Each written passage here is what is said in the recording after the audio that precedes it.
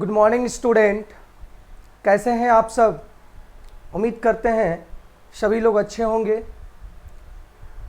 स्वागत है स्टडी 24+ पर, जो इंडिया का बेस्ट लर्निंग ऐप है। स्टूडेंट्स, हम लोग पिछली क्लास में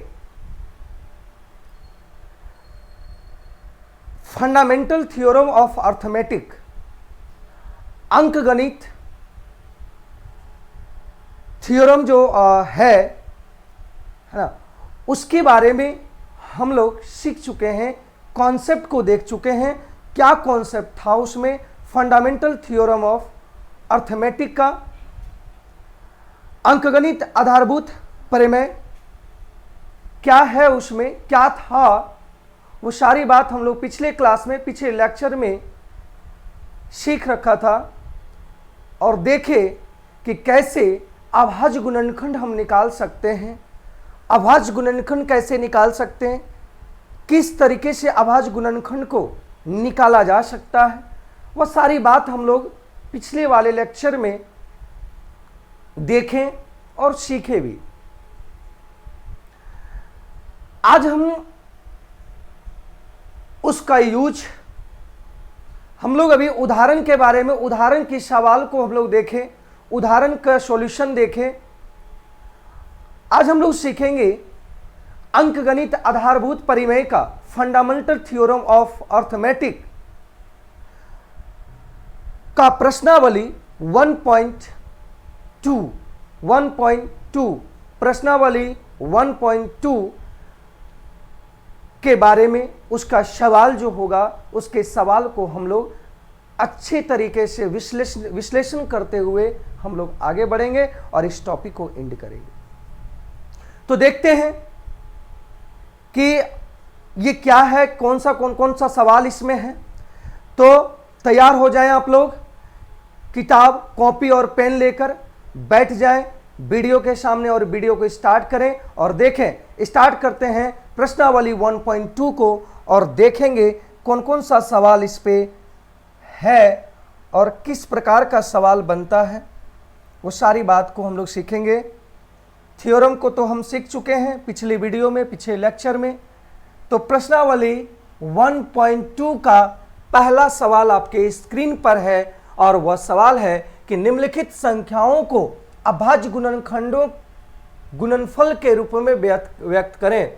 तो निम्नलिखित संख्याओं को अभाज्य गुणनखंडों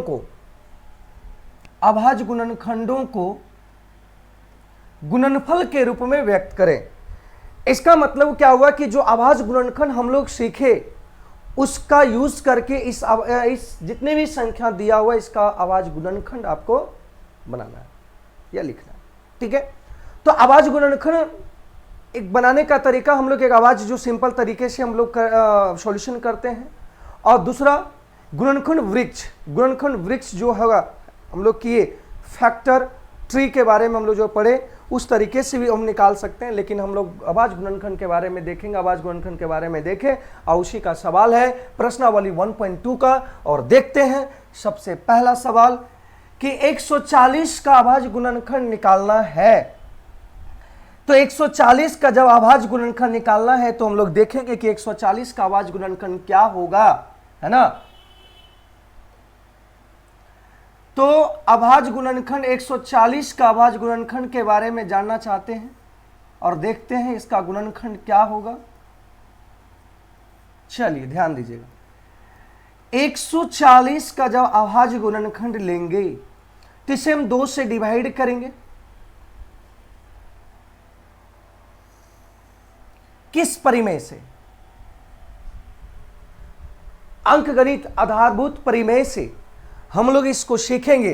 क्या, कौन सा प्रमेय?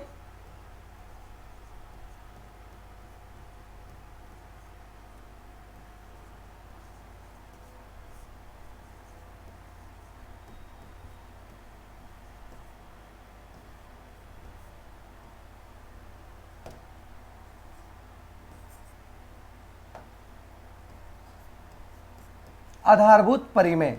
ठीक है, इससे हम लोग सीखेंगे कि फंडामेंटल थ्योरम ऑफ अर्थमेटिक के बारे में सीखेंगे, इसी का यूज करके अभाज्य गुणनखंड निकालेंगे।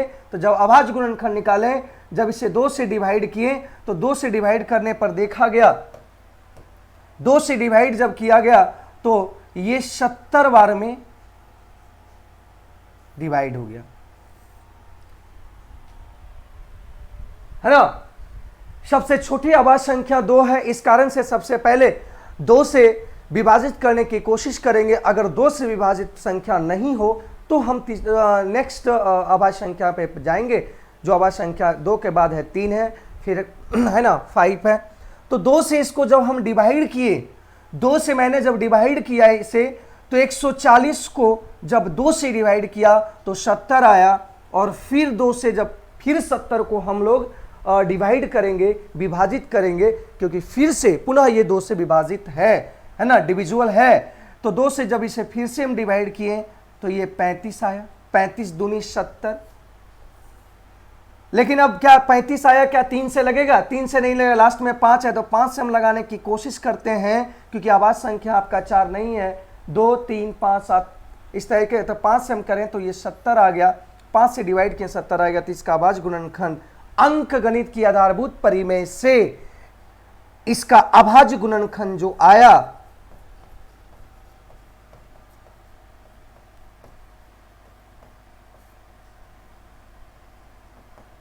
अभाज्य जो गुणनखंड आया तो 2 into 2 into 5 into 7, 2 into 5 into 7, ये गुणनफल के रूप में, गुणनफल के रूप में है। इसे हम इस तरह शॉर्ट भी लिख सकते हैं, 2 पर पावर 2, मतलब जब 2 इंटू 2, मतलब 2 बार 2 मल्टीप्लाई में है, तो इसे हम लिख सकते हैं 2 पर पावर 2। अगर 3 बार होता तो कितना बार लिखते हैं? 2 पर पावर 3 लिखते हैं। और यहाँ पे 5 एक ही, इसलिए 5 को एक बार लिखें और 7 को भी 1 बार लिखें। तो यही मेरा अभाज्य गुणनखंड है, किसका? 140 का, 140 का अभाज्य गुणनखंड जो देखा गया। प्राइम फैक्टर इसको इंग्लिश में बोलते हैं, अभाज्य गुणनखंड को प्राइम फैक्टर बोलते हैं। प्राइम फैक्टर देखा गया कि यहाँ पे 2 इंटू 2 इंटू 5 इंटू 7 आया, मतलब इसका आंसर ये हो गया। ठीक है, तो नेक्स्ट ये सवाल को हम लोग देखें, ये सवाल को समझ में आ गया कि किस तरीके से अभाज्य, सभी क्वेश्चन को इसी तरीके से करेंगे। हम देखते हैं अगले सवाल को, अगले सवाल की ओर मूव करते हैं। अगला सवाल क्या है कि 156 का अभाज्य गुणनखंड निकालना है। तो इसे हम लोग देख चुके हैं, आप लोग छाप भी चुके होंगे। अब इसे मिटाते हैं और अगला सवाल को सॉल्यूशन करने की कोशिश करते हैं और देखते हैं कि अगला सवाल क्या है। फिर से यहां लिखेंगे अंक गणित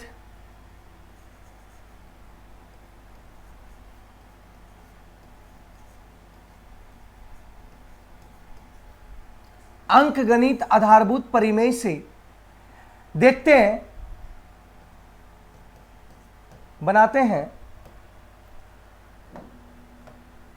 चलिए समझने की कोशिश कीजिएगा।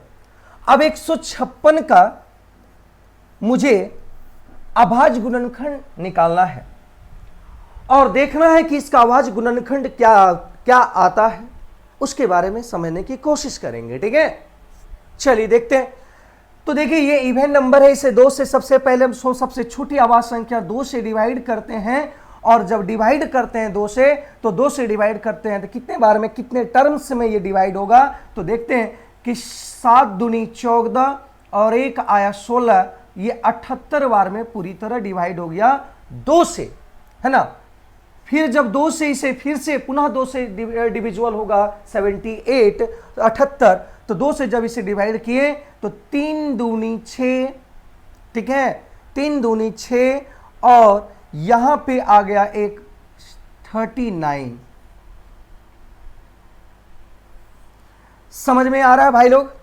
तो यहां पे फिर से जब देखते हैं 39 है, तो 39 यहां पे डिवाइड नहीं होगा 2 से, तो 3 से करने की कोशिश करते हैं। तो 3 से जब इसे डिवाइड करेंगे तो देखते हैं 3 से डिवाइड हो गया, है ना। 13 तिया 39, 13 से डिवाइड हो गया। तो इसका देखा गया, इसका अभाज्य गुणनखंड देखा,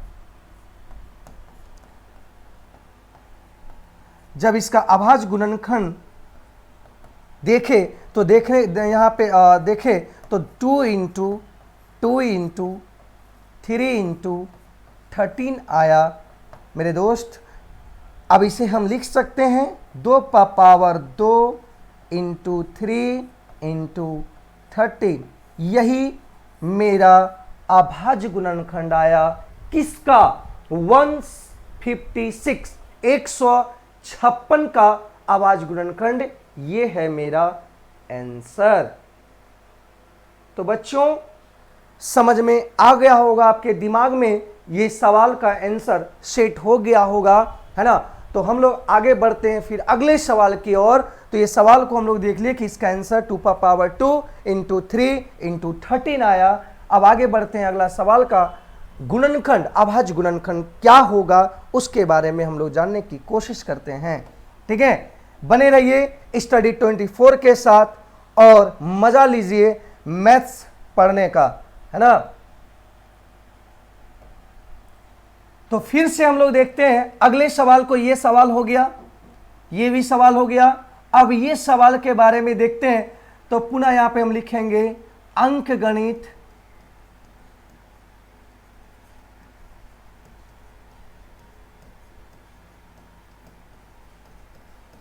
अंकगणित आधारभूत परिमेय से देखते हैं और निकालने की कोशिश करते हैं। तो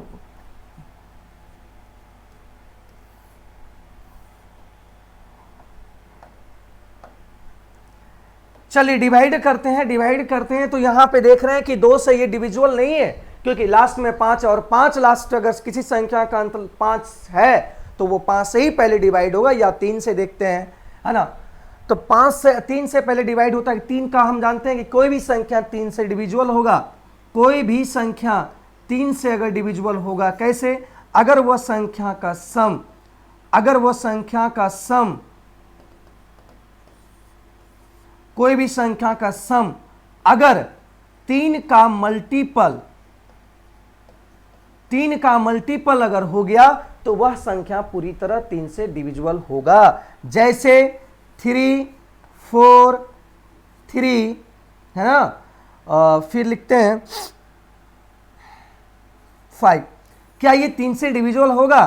तो इसका सम देखते हैं क्या 3 से डिविजुअल है। तो 4 3 7, 3 + 4 + 3 + 5 इक्वल टू 4 3 7, 5 3 8, 8 4 9, 4 3 7, 7 3 10, 5 15। क्या ये 3 से डिविजुअल है? तो 3 से डिविजुअल, तो ये भी संख्या पूरी तरह 3 से डिविजुअल होगा। तो यहां देखते हैं ये 3 से डिविजुअल है क्या? तो 8 और 2 10, ये 3 से डिविजुअल है। तो सबसे पहले हम 3 से डिविजुअल करते हैं, डिवाइड करते हैं। तो ये 3 एकाएं 3, क्योंकि इसका सम जो होगा 18 होगा, 18 से 3, 18 3 से डिविजुअल, इस कारण से ये भी संख्या 3 से डिवाइड होगा। तो 3 एकाएं 3 और 3 दूनी 6, यहां पे अपना हासिल बचा कितना? 2 और 2 और 2 22, 22 फिर कटेगा 7 तिया 21 और एक आएगा 5 तिया 15। इतना बार में ये कटेगा। तो देख लेते हैं फिर से। 3 एकाएं 3, 3 दूनी 6, 2 21 बचा, 22 हुआ, 7 तिया 21 और एक 5 आ गया कितना? 5 से डिविजुअल है, 5 तिया 15। फिर ये कटेगा क्या? हाँ, ये फिर से 3 से डिविजुअल होगा। तो 3 से डिवाइड करते हैं। तो 4 तिया 12 और 3 दूनी 6 और 5 तिया 15। तो देखते हैं फिर से सेम है, ठीक है। क्या ये फिर से पुनः 3 से विभाजित डिविजुअल होगा क्या? देखते हैं। 4 2 6, 6 5 11, नहीं होगा, 5 से होगा। फिर 5 से आप लगाएंगे तो 8 पंचे 40, 3 से डिविजुअल नहीं होगा, क्योंकि 4 2 6 और 6 5 11, 11 3 से डिविजुअल है नहीं है। तो 5 से लगाएंगे। तो 5 से जब लगाएं तो 8 पंचे 40 और यहां बचा 5, तो ये आ गया इतना 85। फिर इसे 5 से डिवाइड करेंगे और 17 पचे 85 आएगा। तो हम यहां लिख सकते हैं ये अभाज्य गुणनखंड के द्वारा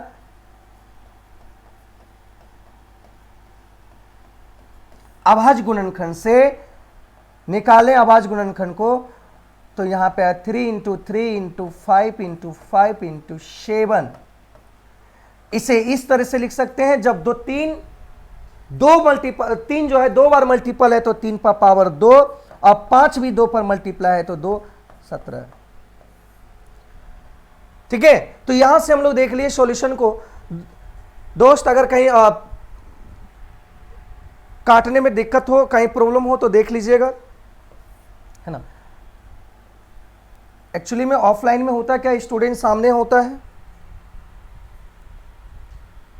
और कहीं काटने उठने मिस्टेक थोड़ा सा हो जाता है तो वहां से पता चल जाता है ना। ये कैमरे के सामने हम पढ़ा रहे हैं, कैमरे के सामने हो सकता है थोड़ा बहुत कहीं मिस्टेक हो तो देख लेंगे। तो ये आंसर आ गया इसका 3825 का आंसर आ गया। कितना? 3 पर पावर 2 इंटू 5 पर पावर 2 इंटू 17।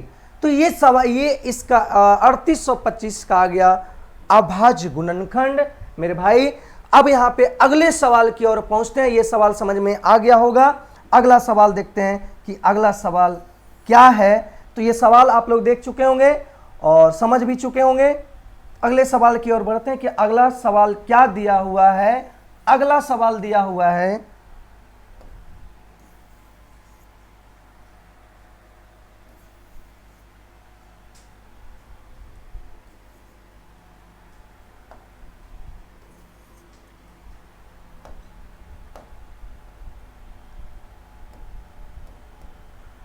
अगला सवाल कह रहा है कि 5005 को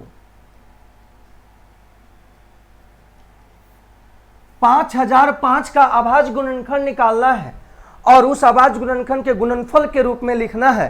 तो उसे हम निकालने की कोशिश करते हैं और देखते हैं कि 5005, ये 5005 है। जब इसे देख रहे हैं कि 3 से डिविजिबल नहीं है, 2 से भी डिविजिबल नहीं है इसे, क्योंकि 3 से 5 5 10 होता है। इसे पहले हम 5 से डिवाइड करने की कोशिश करते हैं। तो 5 से जब डिवाइड किए तो ये आया 1001। अब मेरे दोस्त यहां पे देखेंगे कि 5 से जब डिवाइड किए तो 1001 आया। अब यहां पे देखना है कि 1001 किससे डिविजिबल है। तो 2 से डिविजिबल नहीं है, पहले से नहीं है, 3 से भी नहीं है, 5 से भी नहीं होगा, क्योंकि लास्ट में 5 से डिविजिबल होने के लिए 5 चाहिए। क्या अगला अभाज्य संख्या देखते हैं, 7 है। क्या 7 से डिविजिबल होता है क्या, देखते हैं। तो 7 से अगर हम इसको लगाने की कोशिश करते हैं, 7 से डिवाइड करने की कोशिश करते हैं तो 7 इकाई 7, 30, 10 एक बार में लगाए तो 3 बचा ना, तो 0, 30 हुआ। फिर 7 चौक 28,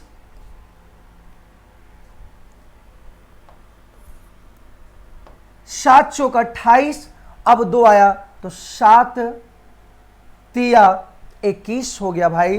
तो देखते हैं क्या ये सही है कि नहीं। तो 7 21 ठीक है, 7 चौक 28 और 2 0, 7 इकाई 7 3 10, ये 143 मतलब 143 से डिविजिबल हो गया। अब देखना है कि 143, अब क्या 143 किससे डिविजिबल है, 143 किससे डिविजिबल है, कैसे डिवाइड होगा। तो वो देखते हैं। 7 के बाद 9, 9 से डिवाइड है क्या, तो यहां पे 9 इकाई 9, 53, 9 से नहीं है, 11 से डिविजिबल है। तो 11 से जब इसे हम डिवाइड करते हैं तो 11 इकाई 11 और 3, 11 तिया 33। देखिए आप शॉर्टकट भी जान सकते हैं। आप 11 का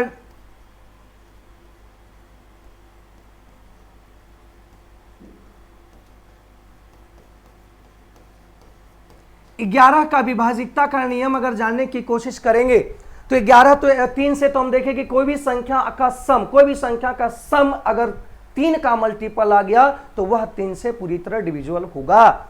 11 का विभाजिकता का नियम क्या है, 11 से कौन सी कैसे डिवाइड होगा, तो 11 से वह संख्या डिवाइड होगा जिसका सम स्थान और विषम स्थान का योग का अंतर 0 हो जाए या 11 हो जाए या 11 का मल्टीपल हो जाए, तो वह संख्या 11 से पूरी तरह भी डिवाइड होगा या विभाज्य होगा या डिविजिबल होगा वो। तो देखते हैं, जैसे हम एक कोई संख्या लिए, क्या ये संख्या 11 से पूरी तरह डिविजिबल होगा। तो देखते हैं कि 11 से डिविजिबल है कि नहीं, इसके बारे में हम लोग ध्यान देते हैं और सीखते हैं कि ये 11 से डिविजिबल है कि नहीं। तो हम बोले कि सम स्थान का योग या विषम स्थान का योग या अल्टरनेट डिजिट का सम का डिफरेंस 0 हो। तो अल्टरनेट मतलब एक छोड़कर एक, तो 3 1 4, फिर 3 1 4, और ये दोनों का अंतर देख रहे हैं 0 आ रहा है, मतलब ये संख्या 11 से पूरी तरह डिविजिबल होगा, है ना। कोई भी संख्या जिसका सम, जिसका अल्टरनेट डिजिट का सम का अंतर या 0 या 4, 0 या 11 आ जाए, या 11 का मल्टीपल हो जाए, तो वह संख्या 11 से डिविजिबल होगा। तो देखते हैं 3 1 4 और 3 1 4, क्या ये इसका अंतर 0 आया, मतलब ये संख्या 11 से डिविजिबल होगा।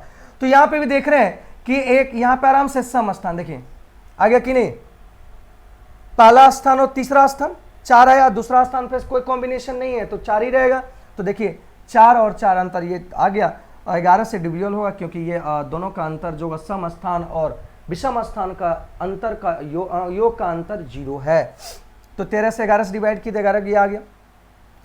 अब इसका देखना है,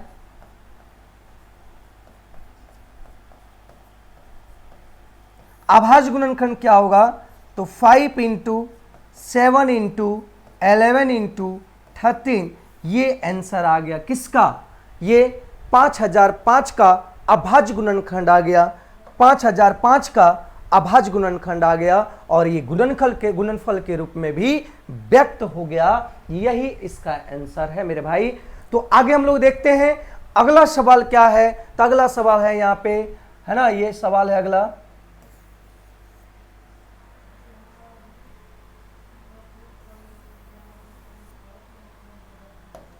तो अगला सवाल है 7, ये हो गया और ये हो गया। अगला सवाल है 7429, है ना, 7429 का अभाज्य गुणनखंड निकालना है। तो भाई यहां पे ध्यान देना है बच्चों, यहां पे ध्यान देना है कि 7429 है, अब लास्ट में 9 है, क्या ये 2 से डिविजिबल होगा, 2 से तो डिविजिबल होगा नहीं, क्या 3 से होगा, कि 3 से देखते हैं तो इसका सम जो होना चाहिए वो कितना होना चाहिए, 3 का मल्टीपल होना चाहिए। अगर वो सम 3 का मल्टीपल हो गया तो हम कह देंगे कि यह संख्या जो होगा वह 3 से पूरी तरह डिविजिबल होगा। लेकिन सम का योग, सभी संख्याओं का, सभी डिजिट का योग अगर 3 का मल्टीपल नहीं होगा तो वह संख्या 3 से डिविजिबल नहीं होगा। तो देखते हैं 7 4 11, 22 आ रहा है, नहीं हो पाएगा, 3 से डिविजिबल भी नहीं होगा, 5 से भी डिविजिबल नहीं होगा। 7 से देखते हैं, 7 का कोई नहीं, हम 7 कहीं 7, 7 6 42, ये भी 7 से डिविजिबल नहीं हो रहा है। यहां पे देखेंगे कि 7 के बाद 9 है, 9 9 81, है ना, लास्ट में 9 का कोई मल्टीपल ऐसा है, 9 से भी ये नहीं कट रहा है, देख लेते हैं 9 6 54, नहीं, ये 9 से भी नहीं कटेगा, 11 से भी नहीं कट रहा है, 13 से भी नहीं कट रहा है, 13 से भी नहीं कट रहा है, 13 से भी नहीं कट रहा है। यहां पे जब भी कटेगा ये 17 से, और 17 से इसको कटाने की कोशिश करते हैं, तो 17 से देखते हैं कितना बार में कटता है। 17 चौका 68, 17 चौका 68 है। तो जब 17 चौका 68 आया, 17 चौका 68 आया, तो 68 और 2 70 और 74, मतलब 6 बचा, और 6 इधर 6 बाकी आया, 6 और 2 62। अब यहां पे हम काटेंगे क्या, 17 चौका 68, लेकिन 62 है, 17 तिया 51, 62 है लेकिन 51, क्योंकि देखिए फिर से हम लगाने की कोशिश करते हैं, 17 चौका 68, 17 पचे 85 हो जाता है, मतलब 74 से अधिक हो जाता है, लेकिन इससे कम होना चाहिए, तो 4 बार में डिवाइड किए तो 17 चौका 68, बचा कितना 6, और 6 और यहाँ पे 2, तो 6 और 2 हो गया 62। अब हम 17 बार में लगाएंगे, 17 से डिवाइड करेंगे तो 3 बार में आएगा, 17 तिया 51, 51 आएगा, 51, 9 और 2, 9 2 कितना हो गया, 9 इधर आ गया, 9 और 2, 9 2 11, 119 आ गया। अब जब 119 आ गया, तो जब 119 आ गया तो 119 कितने बार में लगेगा, यहां पे देखें कि 119 आ गया, तो 119 जब आ गया तो 17 से जब डिवाइड 119 को करेंगे तो कितने बार में कहता 17 सती, है ना, 17 सती 119, तो यहां से आ जाएगा 7 बार में, ठीक है। तो 17 से ये डिवाइड किए तो आया 437, है ना, 437, ठीक है। अब इसको देखते हैं, फिर लास्ट में 7 आया, तो 7 किस में आता, 7 लास्ट में कोई संख्या मल्टीपल है, 7 का पारा में नहीं आएगा, 9 वाला में आ सकता है, तो 9 से कटेगा क्या, 9 चौक 36, नहीं कटेगा। इसे फिर 19 बार में ही लगेगा, तो 19 बार में जब लगाएंगे तो 19 दूनी 38 और 19 से 57। अब ये 23 आ गया लास्ट में, अब ये किसी से डिवाइड नहीं होगा, तो इसका जो अभाज्य गुणनखंड होगा वो 17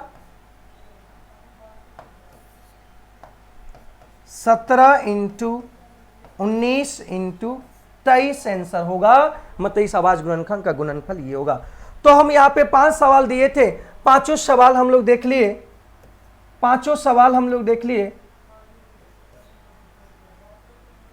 सुधार लीजिएगा।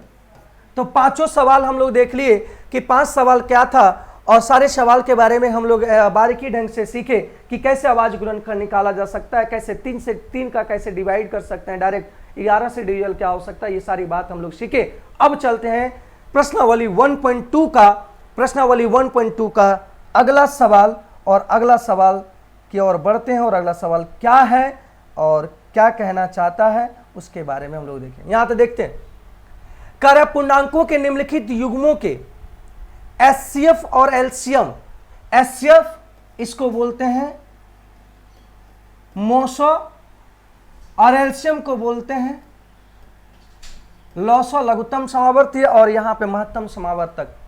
तो एलसीएम ज्ञात कीजिए और इसका जांच कीजिए कि दो संख्याओं का गुणनफल एचसीएफ और एलसीएम के बराबर होता है क्या। तो भाई हम लोग कल ही हम लोग सीख चुके हैं कि एक फॉर्मूला भी इससे बनाए कि product of two numbers equal to LCM into HCF, मतलब दो संख्याओं का गुणनफल बराबर होगा उन संख्याओं का एचसीएफ और एलसीएम के गुणनफल के बराबर। हम फॉर्मूला भी लिखें कि पहली संख्या और दूसरी संख्या बराबर होगा एचसीएफ इंटू एलसीएम। ये हम फॉर्मूला सीख चुके हैं, फॉर्मूला को बना चुके हैं, फॉर्मूला से हम प्रूफ भी किए और देखे भी। तो चलिए हम नेक्स्ट सवाल की ओर बढ़ते हैं। पहला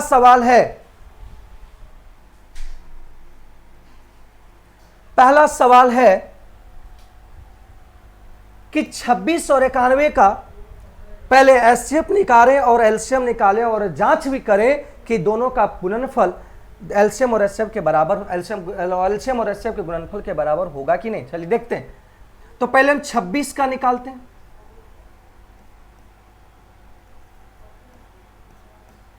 अभाज्य गुणनखंड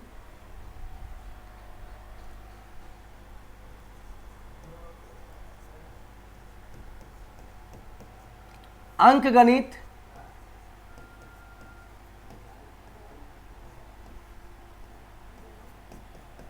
प्रमेय से अंकगणित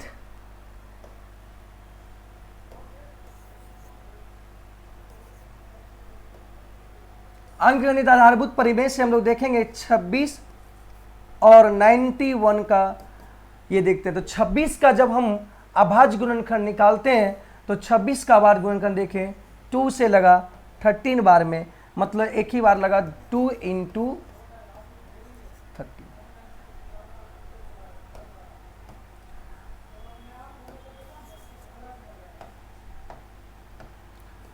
2 इंटू 13। जब 91 का यूज करने के 91 का जब अभाज्य गुणनखंड लेने की कोशिश की तो 91 का अभाज्य गुणनखंड आ गया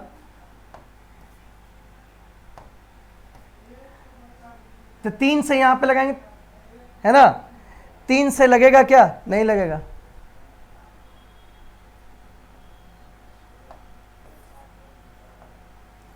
7 से लगेगा 13 सती 91, कितना बार में 13 सती 91, और कोई गुणनखंड नहीं था 7 इंटू, ये आ गया। मतलब यहां पे देखे 26 का जब आवाज गुणनखंड निकाले तो 2 इंटू 13 आया, 2 गुना 13 आया, और 91 का जब निकाले आवाज गुणनखंड, मतलब प्राइम फैक्टर जब निकाले या आवाज गुणनखंड निकाले तो 7 इंटू 13 आया, मतलब 7 इंटू 13 आया। तो अगली पॉइंट्स यहां पे देखना है कि हमको निकालना है एचसीएफ और एलसीएम निकालना है। क्या निकालना है भाई? एचसीएफ और एलसीएम निकालना है भाई। चलो तो देखते हैं कि एलसीएम और एचसीएफ क्या हो, कैसे निकलता है। तो कल मैंने बात किया था और बताया था कि एचसीएफ निकालने का तरीका हुआ कि एचसीएफ मतलब होता है हाईएस्ट कॉमन फैक्टर, मतलब जो मैक्सिमम कॉमन होगा, ये दोनों में जो मैक्सिमम कॉमन होगा, ये जो दोनों में मैक्सिमम कॉमन होगा वही एचसीएफ कहलाएगा। तो बताओ कि मैक्सिमम कॉमन यहां 13, यहां भी 13 है, तो 13 ही होगा कि नहीं? हाईएस्ट कॉमन मतलब महत्तम समावर्तक, मतलब मैक्सिमम से मैक्सिमम, अधिकतम उभयनिष्ठ संख्या, ये दोनों में महत्तम मतलब अधिकतम जो उभयनिष्ठ अभाज्य गुणनखंड जो होगा वही मेरा आंसर है। तो दोनों में संख्या बताओ कि दोनों में मैक्सिमम कॉमन क्या है? तो 13 ही है, मतलब एचसीएफ यही हो जाएगा कि नहीं? अगर एलसीएम लेने की बात करते हैं, एलसीएम फाइंड आउट करने की कोशिश करते हैं, तो देखते हैं फाइंड आउट में एलसीएम क्या आता है। तो एलसीएम क्या कहने का मतलब ये होता है, सीधा सीधी ये कह सकते हैं कि जो आवाज गुणनखंड का मैक्सिमम पावर जितना होगा, जो गुणनखंड का मैक्सिमम पावर होगा उसे हम ले लेंगे और लेकर गुना में लिख देंगे, तो वही मेरा क्या होगा? एलसीएम कहलाएगा। तो देखिए यहां पे 2 तो एक ही यहां पे, तो 2 पर पावर 2 एक ही हो रहा है, सॉरी 2 ही होगा। यहां पे 13 एक दोनों में कॉमन है तो 13 होगा, और यहां हो जाएगा कितना? 7। या दूसरी भाषा में कह सकते हैं जो कॉमन होगा उसके कॉमन तो लिखेंगे, और जो अनकॉमन होगा, जो कॉमन नहीं होगा, उभयनिष्ठ नहीं होगा, दोनों में जो नहीं मिलता है उसे भी लिखेंगे। तो 2 इंटू 13 इंटू 7 ये आ गया, तो ये आ गया 13, और यहां से एलसीएम आ गया 13 सती 91, और 91 गुना 2 करेंगे तो 90 गुना 18 182 आ जाएगा। मतलब यहां से आ गया 182, देख लीजिएगा मल्टीप्लाई करके, थोड़ा सा कभी हो सकता है मिस्टेक। तो यहां से एचसीएफ भी आ गया, एलसीएम, लेकिन यहां कह रहा है कि जांच करें।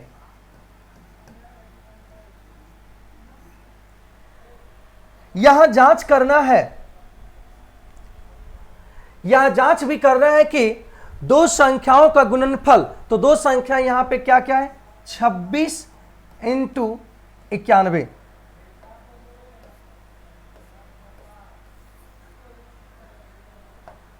26 इंटू 91 दो संख्याओं का गुणनफल। दोस्त यहां पे बोल रहा है दो संख्याओं का गुणनफल बराबर होगा एचसीएफ और एलसीएम के बराबर होगा, एलसीएम और एचसीएफ के बराबर होगा। तो यहां पे देखेंगे कि दो संख्या यहां पे आया, तो दो संख्या गुणनफल लिख रही है, और एचसीएफ, तो एचसीएफ यहां देखिए कितना है, एचसीएफ यहां पे 13 है, तो एचसीएफ यहां पे हम 13 लिख लिए, और एलसीएम कितना है? एलसीएम 182 आया। क्या ये दोनों बराबर होगा?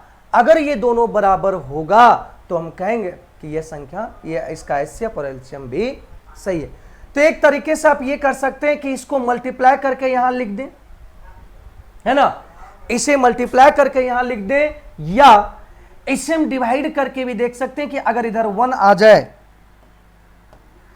या इसे आप मल्टीप्लाई कर दें,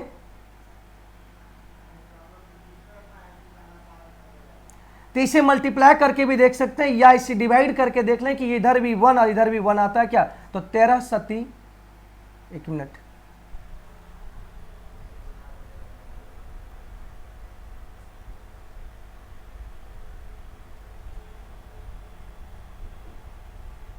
सॉरी डिवाइड नहीं करना, हाँ डिवाइड भी कर सकते हैं। तो 13 सती 91, ठीक है, तो 13 सती 91 होगा, और यहां से 26 से हम काटेंगे। 26 से जब इसे डिवाइड करेंगे तो कितने बार में, या इस तरह से काटते हैं 13 दूनी, या 7 से भी तो कट जाएगा, 7 दूनी 14, 7 से इसको काटेंगे तो 7 से जब इसे डिवाइड करेंगे तो 7 दूनी 14, और यहां पे 14 और 42, 7 छक 42, ये 6 26 कट गया, मतलब इधर भी 1 आ गया, इधर भी 1 आ गया। हम कह सकते हैं कि यह जांच करने पर यह पता चला कि दो संख्याओं का मल्टीपल, दो संख्याओं का मल्टीपल है ना, दो संख्याओं का गुणनफल, दो संख्याओं का गुणनफल एचसीएफ और एलसीएम के गुणनफल के बराबर है। या इसे आप ये भी लिख सकते हैं, इस तरह भी इसे कर सकते हैं, नहीं मल्टीप्लाई कर सकेंगे, मतलब मल्टीप्लाई करके आपको अगर चाहते कि मल्टीप्लाई करके हम इसको निकालें तो आप मल्टीप्लाई करके भी निकाल सकते हैं। 26 इंटू 91 और 13 इंटू, इसमें क्या होगा, थोड़ा सा समय लगेगा, लेकिन गुना करके आप देख लेंगे। तो जब गुना करेंगे 91 और 26 को, तो देखिए यहाँ पे 6 इकाई 6 और 9 छक 54 है ना, 6 इकाई 6 और 9 छक 54, 2 इकाई 2 और 9 दुनिया 18, तो 6 और 4 2 6, 5 8 5 13 और 1 2, मतलब यहां पे आ गया 2366। अब इसे गुना करके देख लेंगे कि 182 को गुना करके देखेंगे कि 182 गुना को 13 से करेंगे तो 13, 3 दूनी 6, 8 तिया 24, 3 इकाई 3 और 3 और ये हो जाएगा 5, तो यहां भी आ गया 2366, मतलब दोनों जगह बराबर है। तो हम जांच हो गया कि ये दो संख्याओं का गुणनफल बराबर होगा एचसीएफ और इसके एचसीएफ और एलसीएम के बराबर होगा। ठीक है, तो ये आपके ये सारी बात आपके दिमाग में घुस गया होगा, आपके दिमाग में बैठ गया होगा, है ना। चलिए अगला सवाल की ओर बढ़ते हैं। अगला सवाल क्या है, मजा आ रहा होगा दोस्तों, मजा आ रहा होगा ना। इसी तरह पूरा स्टडी 24 के साथ बने रहिए और इसी तरह हर चैप्टर का मजा लेते रहिए, एंजॉय के साथ पढ़िए। और बिहार बोर्ड 10th के एग्जाम में मैट्रिक का जो एग्जाम होगा उसमें 100% क्वेश्चन सॉल्यूशन करने का दावा पेश करें, है ना। तो चलिए देखते हैं अगले सवाल।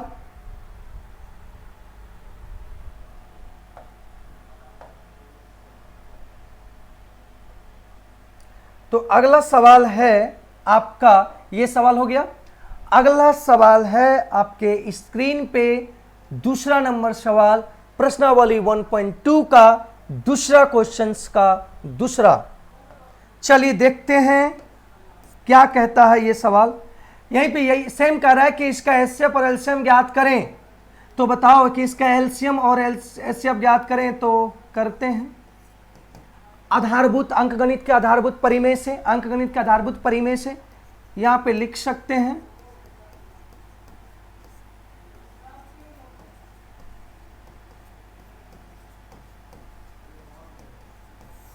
अंकगणित के आधारभूत परिमेय से जब निकाले 510 का निकालते हैं पहले, तो 510 का अभाज्य गुणनखंड तोड़ना चाहें तो इसे 2 से डिवाइड करेंगे तो 255 बार में डिवाइड होगा। जब इसे फिर 2 से तो नहीं लगेगा, फिर 5 5 फिर 3 से लगाएंगे तो 8 तिया 24 और 85, तो 5 तिया 15 8 32, ठीक है। फिर 8 5 13 नहीं लगेगा तो 5 से लगाते हैं तो 5 से होता है 1 बार में और 17 5 85, मतलब 551 का आया 2 इंटू 3 इंटू 5 इंटू 17, ठीक है। तो ये 17 आ गया। फिर से देख लेंगे, बस कहीं गलत नहीं होना चाहिए। यदि वही देख लेंगे, जांच करेंगे तो उसमें पता चल जाएगा कि सही, अगर बराबर आ गया तो ठीक है, नहीं आया तो कहीं सॉल्यूशन में दिक्कत हो, ठीक है। तो थोड़ा सा वगैरह पे आप कॉपरेट कीजिएगा, कहीं अगर प्रॉब्लम आए, है ना, कहीं सॉल्यूशन में मान लीजिए कहीं 5 के जगह पर 2 लिखा जाए तो मिस्टेक्स होगा, क्योंकि कैमरा के सामने पढ़ा रहे हैं तो कोई बताने वाला नहीं है। कभी कभी होता है मिस्टेक से सॉल्यूशन, मतलब सॉल्यूशन करते समय गुना के जगह पर या कुछ 2 के जगह पर 3 लिखा जाता है गलती से, लेकिन होता सही है। तो चलिए अगला ये देख लेते हैं फिर से एक बार। 255 3 से कटाएं तो 85 बार में ये कटा, 5 से कटा 17 25 85 ये आ गया। अब 92 का अगर लेना चाहेंगे तो 92 का अभाज्य गुणनखंड तोड़ेंगे, तो अभाज्य गुणनखंड तोड़िए, 2 से इसको काटेंगे, 2 से डिवाइड करेंगे तो 2 से डिवाइड करने पर ये आएगा 46, है ना। 6 दूनी 12, 4 दूनी 8, 1 9, ठीक है। फिर 2 से इसे डिवाइड करेंगे तो ये आएगा 23, मतलब यहां आ गया 2 इंटू 13। 2 से देखिए 46 बार में होगा, 46 दूनी 45 दूनी 90 होता है, 46 हो गया, यहाँ 46 23 दूनी हो गया, और 23 तो नहीं कटेगा। चलिए इसका एचसीएफ निकालते हैं। इसका एचसीएफ अगर निकालने की कोशिश करते हैं तो एचसीएफ का मतलब होता है हाईएस्ट कॉमन फैक्टर, मतलब महत्तम समानता, मतलब मैक्सिमम कॉमन। ये दोनों अभाज्य गुणनखंड में जो होगा मैक्सिमम कॉमन, तो मैक्सिमम कॉमन देखिए 2 पावर, या ऐसे ये कर सकते हैं, रुक जाइए थोड़ा सा, इसे ये भी लिख सकते हैं,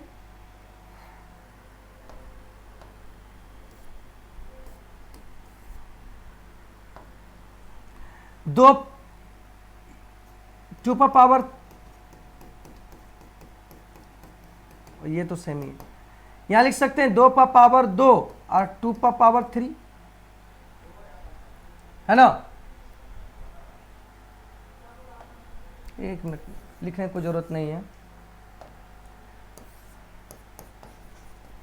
एचसीएफ जब लेंगे तो मैक्सिमम कॉमन देखना है, तो 2 का 2 कॉमन है, यहां पे 2 लिख लिए, और कोई कॉमन है क्या, तो कोई कॉमन नहीं है, तो मैक्सिमम यहां पे जो कॉमन है 2 पावर 1 ही कॉमन है। मैक्सिमम जो कॉमन है 2 पावर 1 ही है, तो हम लिख सकते हैं यहां पे इसका एचसीएफ जो होगा ओनली 2 होगा। एचसीएफ क्या होगा, ओनली 2 होगा। लेकिन जब एलसीएम लेने की अगर बात करते हैं तो एलसीएम जब लेते हैं तो एलसीएम में देखते हैं क्या आता है।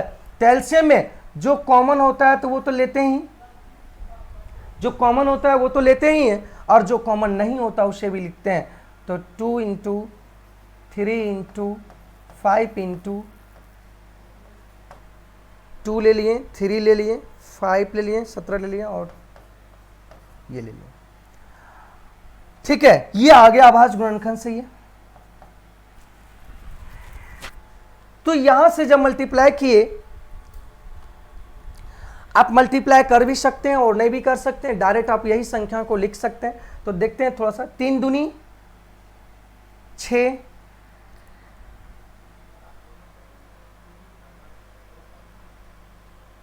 3 6 पंचे 30, 17 3 51,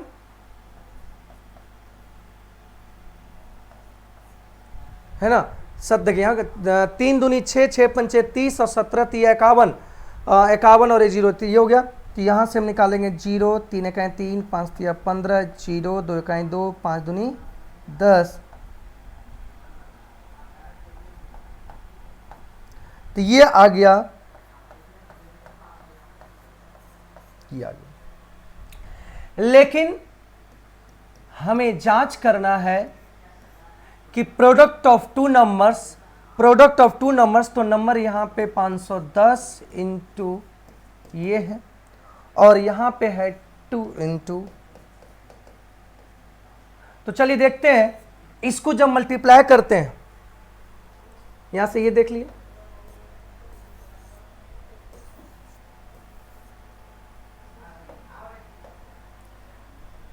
इसे जब मल्टीप्लाई करते हैं 510 को 92 से मल्टीप्लाई करते हैं तो यहां पे 0 2 इकाई 2 और 5 दूनी 10 और 9 0 9 इकाई 9 9 पचे 45 0 2 9 5 1 6 और 4।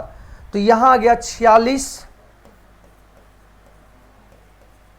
इतना आ गया।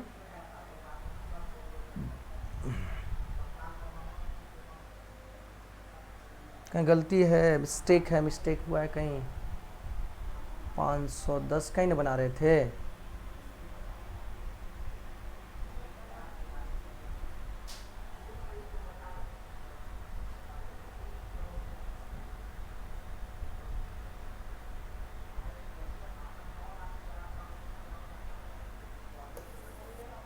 छियालीस 900 दो, ठीक, 46 या 900। अब देख लेते हैं फिर से हमको सॉल्यूशन। 0 3 दूनी 6, 6 नहीं है, 11 दूनी 22 होगा। यहीं पे थोड़ा सा दिक्कत है, चलिए चलिए देखते हैं। 23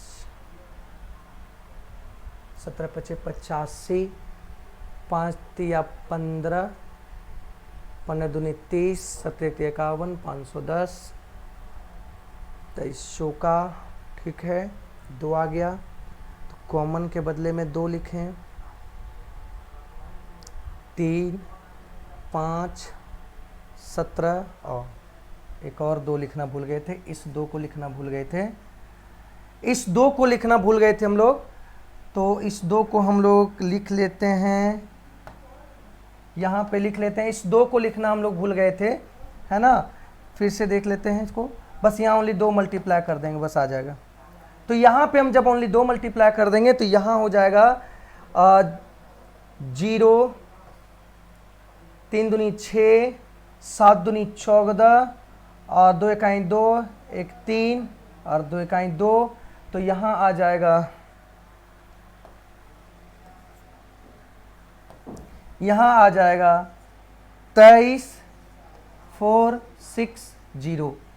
तो यहाँ से हम जब मल्टीप्लाई किए तो फिर वही मल्टीप्लाई करके जब आएंगे तो वही आ जाएगा, इतना ही आ जाएगा। और देख लेंगे क्योंकि दुगना करेंगे 23 दूनी 46 आ जाएगा और 46 गुना 2 करेंगे तो 400 800 आज 6 बार यही आ जाएगा। मतलब दोनों जगह बराबर आ गया। मतलब हम कह सकते हैं कि ये प्रूव्ड हो गया। देखिए भाई, अगर आपको सॉल्यूशन कर मतलब गुना करने में समय लगता है, लेकिन गुना तो करना ही पड़ेगा, या गुना नहीं भी कर सकते हैं तो आप डायरेक्ट इसको यहाँ पे लिख दिए और काट छाट के देख लीजिए कि 1 बराबर 1 अगर आ गया तो जांच हो जाएगा।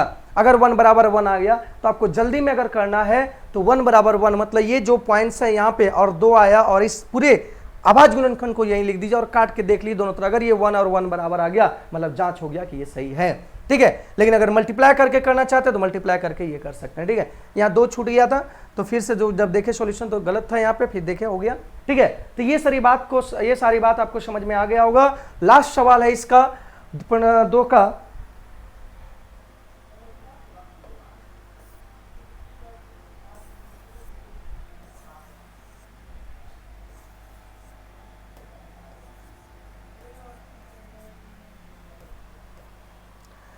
चलिए अंक गणित के आधारभूत परिमेय से फिर हम लोग देखते हैं ये नेक्स्ट सवाल। तो 336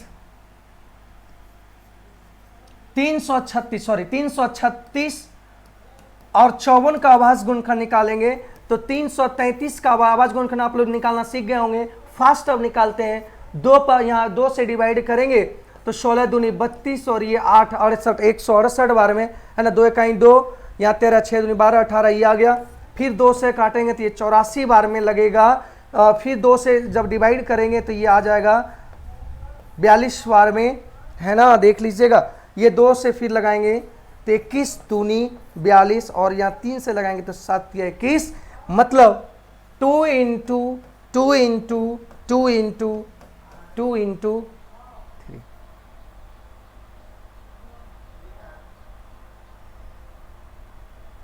ठीक है। अब यहाँ पे देखेंगे तो 54 का लेंगे तो 54 में यहाँ देखते हैं 2 से जब डिवाइड करेंगे तो 54 आ जाएगा कितना 27 दूनी 54, 3 से कटाएंगे तो 9 तिया 27, फिर 3 से डिवाइड करेंगे तो 3 तिया 9।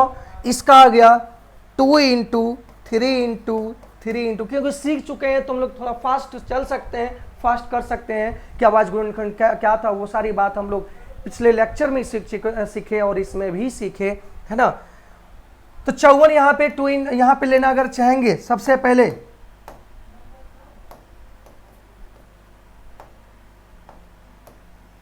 चलिए एचसीएफ लेते हैं। तो इसका एचसीएफ आता है मैक्सिमम कॉमन, मैक्सिमम कॉमन तो 1 2 आया। फिर देखेंगे, ठीक है। तो देखिए यहाँ पे 1 3 आया और कहीं कॉमन है क्या, 1 ही 2 आया। तो सबसे कम पावर वाला 2 इसमें तो 2 ही होगा, सबसे कम पावर 3 इसमें है तो 3 ही होगा। मतलब इसका जो एचसीएफ हो जाएगा वह 6 हो जाएगा। कितना हो जाएगा, 6 हो जाएगा, है ना। तो यहां से 6 आ गया इसका एचसीएफ। एलसीएम अगर लेते हैं तो एलसीएम जो कॉमन होता है वो लेते हैं। सबसे पहले कॉमन 2 है, फिर यहां पे 3 को 2 जो है ये कॉमन नहीं है,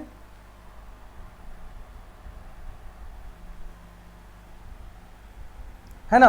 तो 3 यहां पे आ गया, 2 2 2 और एक 3 कॉमन है, 3 हुआ, फिर 3 इंटू 3।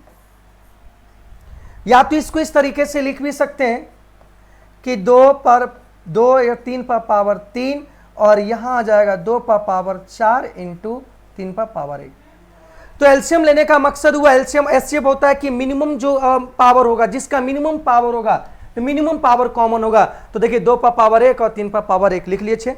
और एचसीएफ लेने का मतलब हुआ कि मैक्सिमम पावर जो होगा वही उठा के लेना। तो मैक्सिमम पावर 2 पर पावर कितना 4, तो देखिए 2 को कितना बार लिखें, 4 बार लिखे कि नहीं। और यहाँ पे 3 पर पावर इसमें मैक्सिमम कितना है 3 लिख लिए।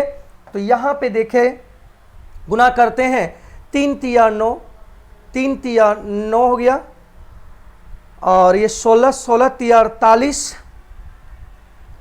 2 3 4 4 9 8 16 तिया 48, 48 देख लेते हैं फिर से, 2 पर पावर 4 3, ठीक है। 2 दूनी 4, 4 दूनी 8, 8 दूनी 16, 16 तिया 48, है ना, 48 और 3 तिया 9। तो 48 को अगर 9 से गुना कर दिया तो 9 8 72, 9 8 72, 7 हासिल बचा, और 9 चौक 36, 9 चौक 36 और 36 और 7 आ गया 43, 36 4 3 43 हो गया। अब यह जांच करना है कि क्या, जांच करना है कि क्या ये इसका दोनों संख्याओं का गुणनफल, दोनों संख्याओं का गुणनफल, दोनों संख्याओं का गुणनफल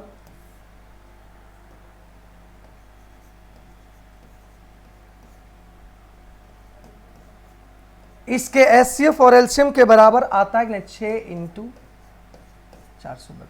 तो देख लेते हैं, इसको गुना करते हैं।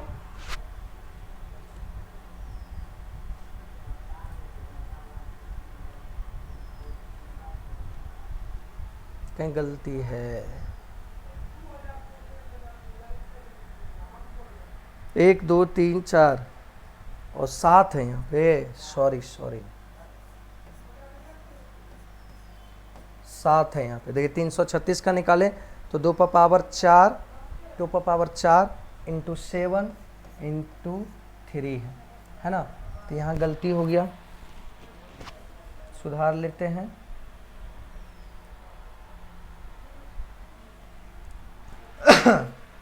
तो इसमें तो कॉमन वही 3 3 ही है, 1 कॉमन और 3 कॉमन हो गया। तो 2 पर पावर 4 हो जाएगा, फिर 3 3 3 और इंटू 7 होगा। यहाँ पे 7 एक और मल्टीप्लाई हो जाएगा, यहाँ पे भी एक 7 और मल्टीप्लाई होगा, तो कोई दिक्कत नहीं है। जब इसे अगर मल्टीप्लाई करेंगे, जब इसे मल्टीप्लाई करेंगे और जांच करेंगे, देखेंगे ये दोनों बराबर आएगा कि नहीं आएगा। तो हम गुना करके नहीं, डायरेक्ट हम काट करके निकालने की कोशिश करते हैं और निकालते हैं। तो देखते हैं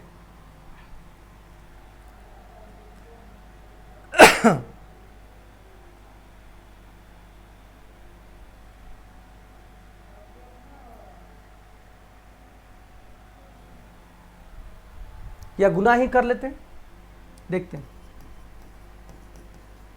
6 चौक 24, 4 तिया 12, 12 और 2, 6 चौक 24 और 4 तिया 12, 12 और 2 हासिल था, तो चौकदा हुआ, 4 तिया 12 और 12 1, 6 पंचे 30, 5 तिया 15, 18 3 आया था, 5 तिया 15, 15 और 1 16, 4 4 8 3 11, 6 1 6 1 7 7 1 8, यहाँ आ गया, इतना आ गया। अब उधर देखते हैं 7 6 42, तो 2 दूनी 4, 3 दूनी 6 8, 4 दूनी 8, 4 तिया 12, 4 चौक 16 1 17, तो 4 8 6 14 4 10 1 11, मतलब इधर भी आ गया। मतलब ये कह सकते हैं कि ये प्रूफ हो गया कि दोनों तरफ आपका एलसीएम और एचसीएफ बराबर होगा। ठीक है, तो ये सारी बात हम लोग सीख चुके कि यहाँ पे दोनों को गुना भी करना है, गुना कर पहले एलसीएम एचसीएफ निकालना और एचसीएफ इंटू एलसीएम भी निकालना है। वास्तविक संख्या पढ़ने के बाद हम लोग एक वीडियो बना, नेक्स्ट हम बताते हैं, लास्ट में बताते हैं इसके बारे में टोटल क्या करेंगे। अगला सवाल की ओर बढ़ते हैं। अगला सवाल क्या है इसके बारे में हम लोग देखते हैं।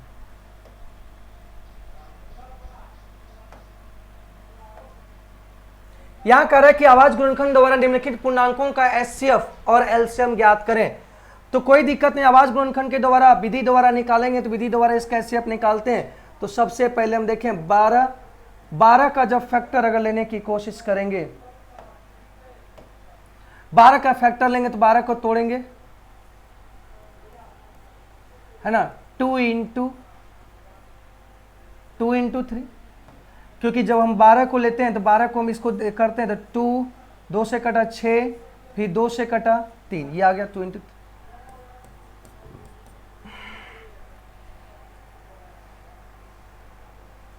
15 का जब लेते हैं तो 15 का यहां पे आ जाएगा 3 इंटू 5 आ जाएगा डायरेक्ट।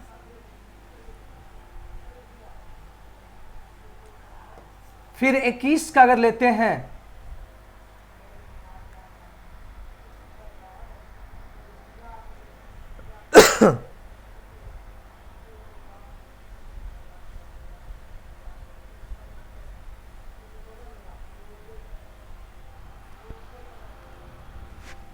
चलिए देखते हैं, अगर 21 का देखते हो, 21 का 3 इंटू कितना 7। अब इसका एचसीएफ निकालना है।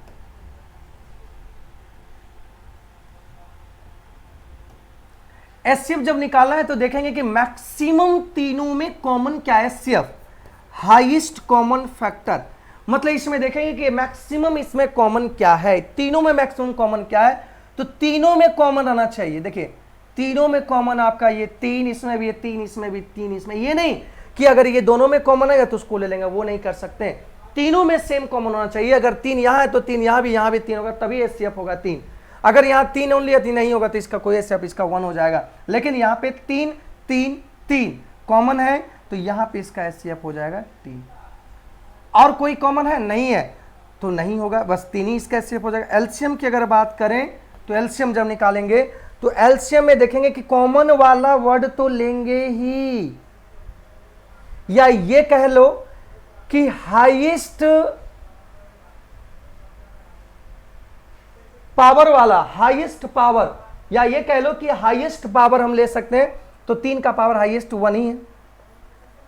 अब देखो 2 का पावर हाईएस्ट 2 है, सभी हाईएस्ट पावर हम ले लेंगे और यहां पे 5 इंटू 7 आ गया। ठीक है, तो यहां से 3 तो यहां गुना कर देंगे, 7 पचे 35 और 35 चौका जो होता है वो 140 और 140 और 3 चौरतिया 42, मतलब 420 आपका आ गया एलसीएम। तो दोस्त यहां से समझ में आया कि एलसीएम और एचसीएफ 3 व 2 का हम समझ में दो संख्या का समझ लिए कि 2 संख्या को हम किस तरीके से बना सकते थे, वो बनाए। अगर 3 संख्या का एलसीएम कहे तो एचसीएफ में मैक्सिमम कॉमन लेना है, मैक्सिमम कॉमन लेना है, और एलसीएम में बड़ा पावर लेना है और सब बड़े पावर को लेना है। जो या तो इस भाषा में कह सकते हैं जो कॉमन है उसे तो लेंगे और जो कॉमन नहीं भी है उसे भी लेंगे। ठीक है, तो ये चीज समझ में आ गया बारी। तो नेक्स्ट सवाल पर पहुंचते हैं कि नेक्स्ट सवाल क्या दिया है और नेक्स्ट सवाल क्या कहना चाह रहा है, क्या इसका क्वेश्चन आंसर होगा। चलिए देखते हैं। तो 17 का आवाज गुणनखंड तो 17 ही होगा, और 23 का आवाज गुणनखंड 23 ही होगा, और 92 का आवाज गुणनखंड जो होगा तो 92 का देख लेते हैं।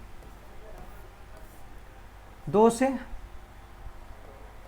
46 भी 92, 2 से 23, तो यह आया 2 इंटू 23। इसके एचसीएफ की अगर बात करते हैं,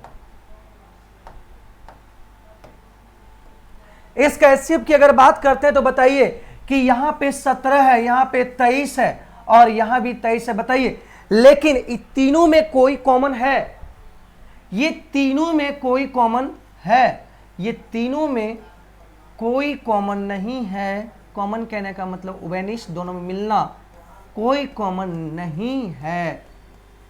मतलब हम यहाँ ये कह सकते हैं कि तीनों जो है वो शवा आवाज संख्या है, मतलब तीनों में कोई मेल नहीं है। तो यहाँ पे हम कह सकते हैं तीनों जो है एक दूसरे से कोई इंडिविजुअल नहीं है, कोई कॉमन नहीं है तीनों में। तो हम कह सकते हैं कि इसका एचसीएफ जो होगा वह क्या होगा, 1 होगा, क्योंकि तीनों में मैक्सिमम कॉमन। देखिए आप कहिएगा सर यहाँ 23 है, यहाँ 23, अरे ये दोनों में ना कॉमन है जी, लेकिन तीनों का एचसीएफ निकालना है तो तीनों में डिविजुअल होना चाहिए कि नहीं।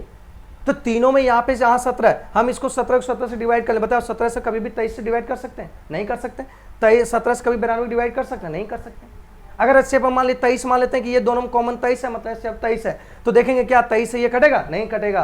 23 से ये दोनों कट जाएगा, लेकिन ये नहीं कटेगा, मतलब एचसीएफ होगा। एचसीएफ का मतलब होता है कि तीनों मतलब मैक्स जो होगा, मतलब ऐसे पर कहने का मतलब हाईएस्ट कॉमन फैक्टर, या 2 संख्या या 2-3 संख्या और 4 संख्या का आवाज गुणकर उसमें हाईएस्ट कॉमन होना चाहिए। तो यहाँ हाईएस्ट कॉमन देखा गया कि कोई नहीं है, इसका एचसीएफ जो होगा 1 होगा। एलसीएम के बारे में देखें तो एलसीएम में देखिए जो कॉमन है तो ठीक है, कॉमन तो जो कॉमन है उसको तो लिखेंगे, लेकिन जो कॉमन नहीं होगा उसे भी लिखेंगे। तो कॉमन 17 नहीं है तो 17 भी लिखा जाएगा, 23 भी लिखा जाएगा, और 2 दूनी 4 भी लिखा जाएगा, और 23। यही आंसर होगा एलसीएम। भाई आप लोग क्या कीजिएगा, इसे मल्टीप्लाई करके लिख लीजिएगा। थोड़ा सा समय को, वीडियो को थोड़ा सा कम करना है ना। तो इसे आप गुना करके देख लेंगे, गुना करके जो आएगा वही एलसीएम हो जाएगा। ठीक है, इतना तो उम्मीद कर ही सकते हैं कि गुना तो आता ही होगा। गुना करके आप लोग देख लीजिएगा। नेक्स्ट सवाल पर पहुंचते हैं कि नेक्स्ट सवाल क्या है ना। इंजॉय लेकर पढ़िए, एकदम इंजॉय से, इंजॉय के साथ पढ़िए। मैथ्स को इंजॉय की तरह जिए लेना है, ये नहीं कि प्रेशर कि प्रेशर आ गया, अरे मैथ्स मुझे नहीं आता। नहीं, आता है, आप कर सकते हैं, आप कुछ भी कर सकते हैं, लेकिन बस वो जज्बा होना चाहिए, सीखने का जज्बा होना चाहिए, है ना। दिशाहीन नहीं होना चाहिए, दिशा निर्धारित होना चाहिए, तभी आप कर सकते हैं, है ना। तो 8 और 9 का अगर लेते हैं तो 8 का देखिए, इसका लेते हैं आवाज गुणनखंड लेना चाहेंगे तो 2 × 2 × 2। 9 का अगर आवाज गुणनखंड लेंगे तो 3 × 3। 25 का लेंगे तो 5 × 5। और इसका अगर एचसीएफ लेंगे तो बताओ एचसीएफ में कॉमन, तीनों में कोई कॉमन है? तीनों में कोई कॉमन नहीं है, इसका मतलब एचसीएफ क्या होगा? 1 होगा। तीनों में कोई कॉमन नहीं है, इसलिए इसका एचसीएफ क्या होगा? 1 होगा। इसमें कोई कॉमन नहीं है भाई। अब यहाँ पे एलसीएम की अगर बात करते हैं तो एलसीएम में देखेंगे कि 2 पर मैक्सिमम पावर कितना है? 2 पर पावर 2, 3 पर पावर 2 और 5 पर पावर 2। कोई कॉमन है तो मैक्सिमम यहाँ 2 पर पावर 2, 3 पर पावर 2 और 5 पर पावर 2। इसका आंसर आप लोग लिख लेंगे। 5 × 5 = 25 और यहाँ 25 चौका 100 और 3 × 3 = 9, मतलब आंसर आ जाएगा 900। तो ये दूसरा नंबर का सवाल हम लोग कंप्लीट किए। देखें कि इसमें कौन सा किस तरीके से हम लोग आवाज गुणनखंड निकालते हैं और एलसीएम एचसीएफ निकालते हैं। एलसीएम एचसीएफ निकालने फिर जांच करते हैं कि वो ठीक है, सही है कि नहीं है। तो आगे बढ़ते हैं अगले सवाल पे कि अगला सवाल क्या है ना। देखिए अगला सवाल ये एक आता है,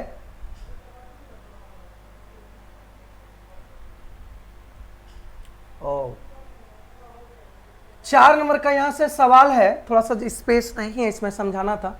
306 और इतना का 9 है, एलसीएम ज्ञात करना है। तो जानते हैं कि पहला संख्या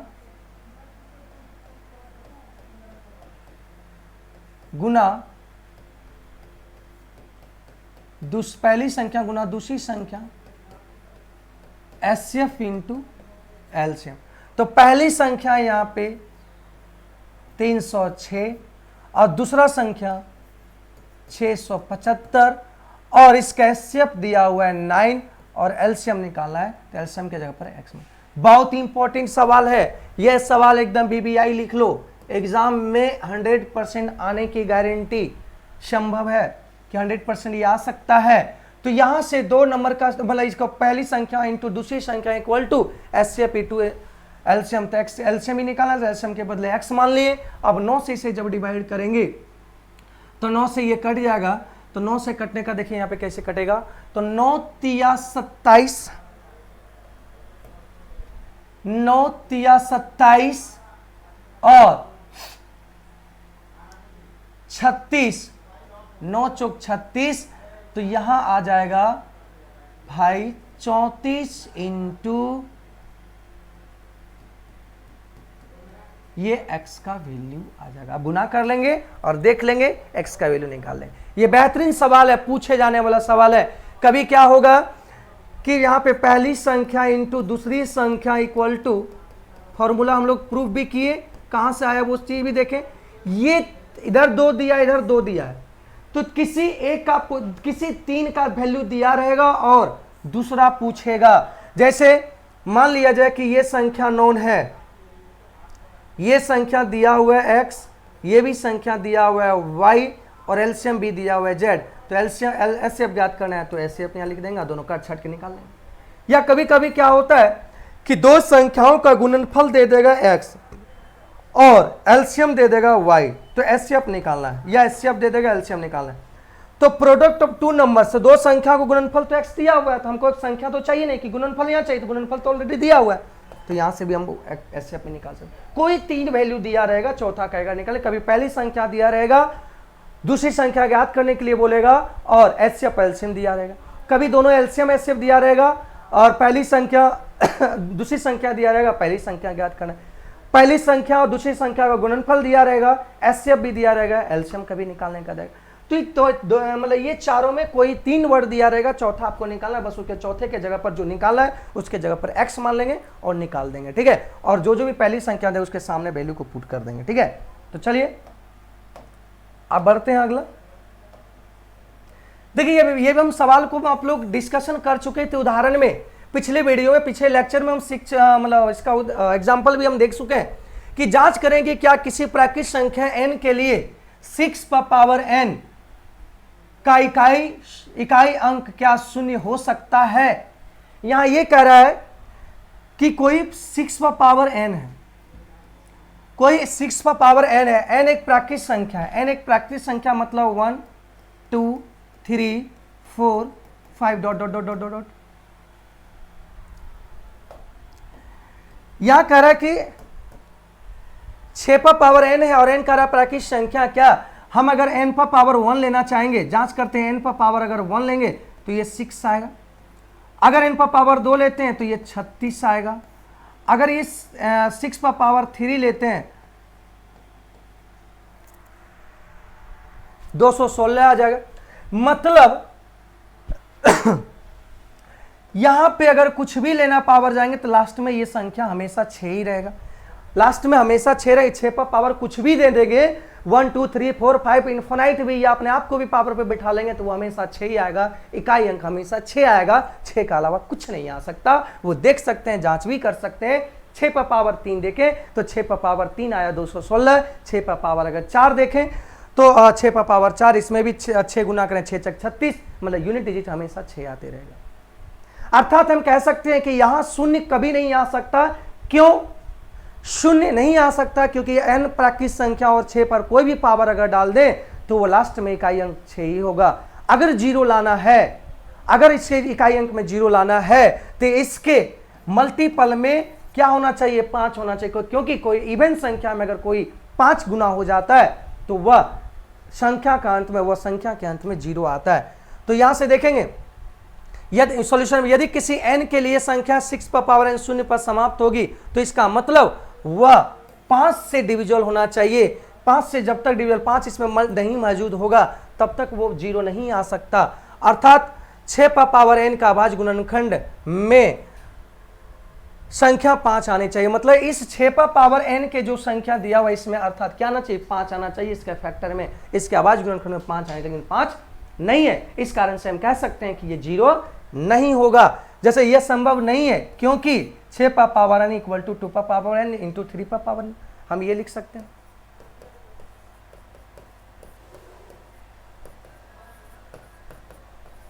ये इस तरह लिख सकते हैं, ठीक है, n। तो ये यहां पे देखेंगे, यहां पे कहीं 5 नजर है, क्योंकि 5 जब तक नहीं आएगा तब तक, जब 5 जब तक इसमें मल्टीप्लाई नहीं रहेगा तब तक 0 नहीं बन सकता, 0 नहीं आ सकता, है ना। तो यहां पे हम देखिए, अतः हम क्या देख सकते हैं कि 6 पावर n के गुणनफल में केवल अभाज्य संख्या 2 या 3 ही आ सकती है।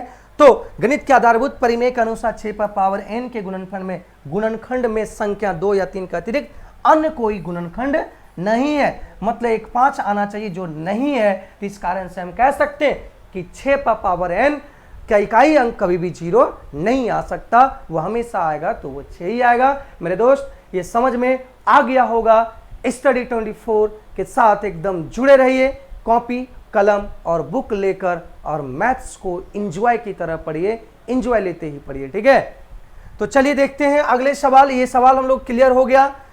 5, इसमें कुछ भी दे सकता है, कभी 8 पर पावर n दे देगा, 8 पर पावर n दे देगा, क्या ये शून्य हो सकता है? तो इसी तरह से हम लिखना है, क्योंकि 8 पर पावर n मतलब यहाँ कोई 8 0 तभी होगा जब इसमें कोई संख्या 5 का मल्टीपल या 5 का अभाज्य गुणनखंड जो होगा वो 5 होना चाहिए, लेकिन 8 पर पावर n में कभी 5 का गुणनखंड 5 कभी नहीं आएगा, इस कारण से ये शून्य नहीं हो सकता। तो कुछ भी दे सकता है, यहाँ शून्य की जगह पर 0 या 5 भी दे सकता है। तो ये सारी बात हम लोग सीखे। और पिछला उदाहरण पिछले लेक्चर में, इसके जस्ट पिछले लेक्चर 3 में हम लोग वहां पे इसका और भी सवाल देखे और डिटेल भी देखे, और 3-4 सवाल दिए आपसे पूछे भी थे कि सवाल मेरा, सवाल हमारा, जवाब आपका, वहां पे दिए भी थे, आप लोग सॉल्यूशन कर सकते हैं। और ये VBI सवाल है, ये भी सवाल पूछा जाएगा।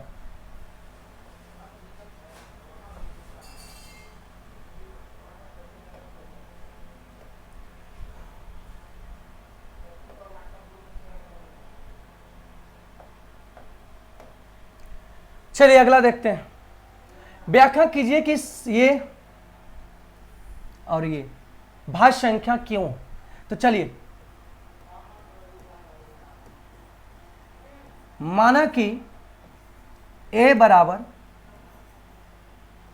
7 इंटू 11 इंटू 13 प्लस 13, यहां से देख सकते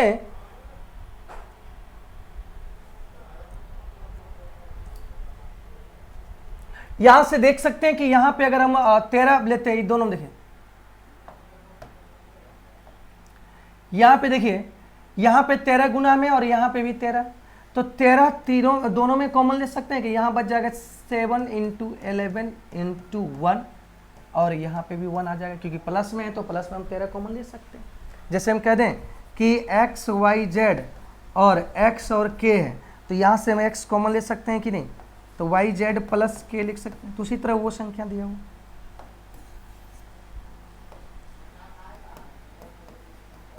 जब इसे मल्टीप्लाई किया तो देखा गया कि 11 सती 77, 11 सती 77 और एक 78, ये 78 आ गया।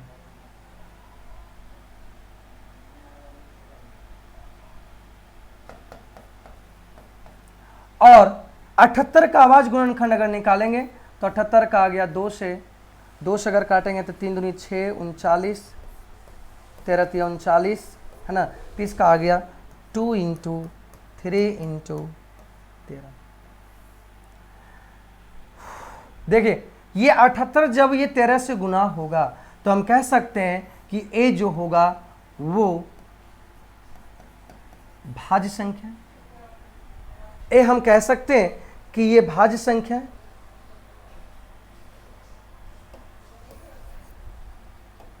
हम यह कह सकते हैं कि ये भाज्य संख्या है, क्योंकि यहां पे 13 गुना 78 हो गया, तो 78 तो मेरा भाज्य संख्या है, तो 13 से जब गुना होगा, सम संख्या वो किसी से कटेगा, तो ये भाज्य संख्या है। और इसका अभाज्य गुणनखंड ये,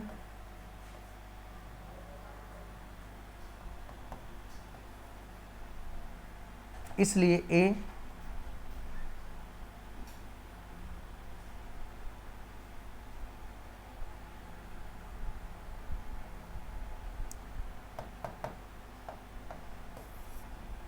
इसलिए यह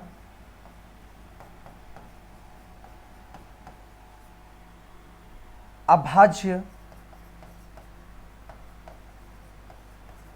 गुणनखंड है। यह एक आभाज्य गुणनखंड है जहां ए आभाज्य संख्या, यहाँ पे प्रूफ हो गया कि ये आभाज्य संख्या है। या तो ये भी कह सकते हैं कि, या सॉरी, ये भी हम कह सकते हैं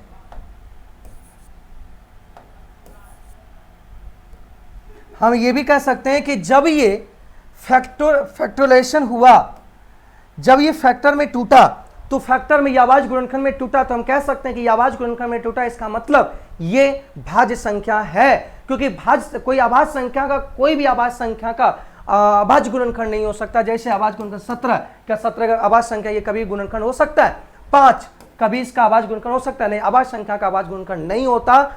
यहाँ पे भाज्य संख्या ये गुणनखंड निकला, इसका मतलब ये अभाज्य गुणनखंड अभाज्य गुणनखंड होगा, और वो भी किसका? भाज्य संख्या का। तो यह एक अभाज्य गुणनखंड है। अब इसी प्रकार हम पुनः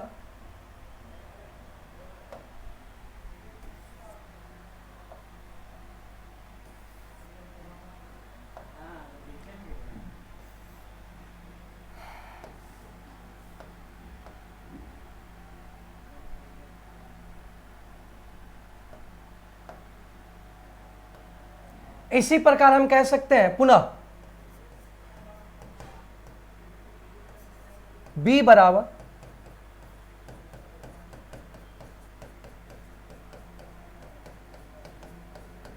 तो यहां से देखेंगे कॉमन, अगर यहां देखेंगे यहां पे ये 5 कॉमन है, तो 5 हम कॉमन ले, तो यहां 7 6 4 3 2 और प्लस 1 आएगा। तो यहां से देखें 7 छक 42, 3 दूनी 6, 6 चौक 24, 42 और 24 का गुना करेंगे तो 4 दूनी 8, 4 चौक 16, 2 दूनी 4 और 4 दूनी 8, 8 0 8 1 9 0, 108।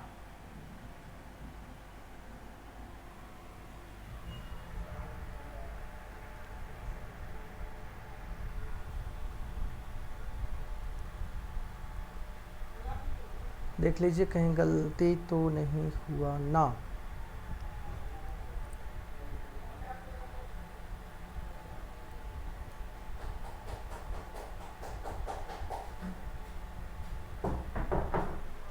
चार तिया 12, 12 दूनी 24, 7 छक 42 24। तो देखते हैं 4 दूनी 8, 6 दूनी 12, 4 दूनी 8, 4 चौक 16, 2 दूनी 4, 8 का है, 4 दूनी 8, 8 6 4 10, 9 10। तो यहां आ जाएगा 108 और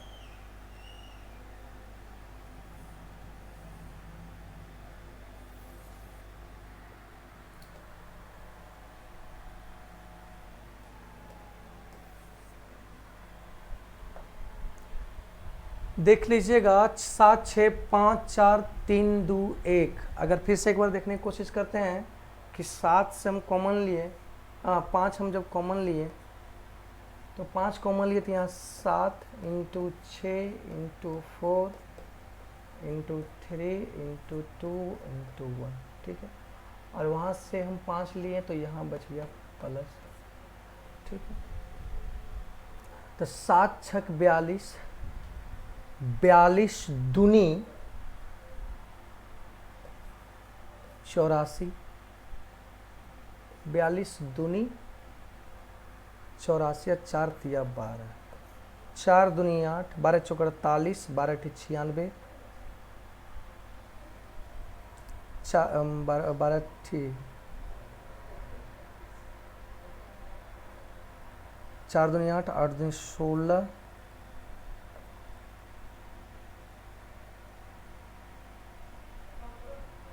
और ये 84।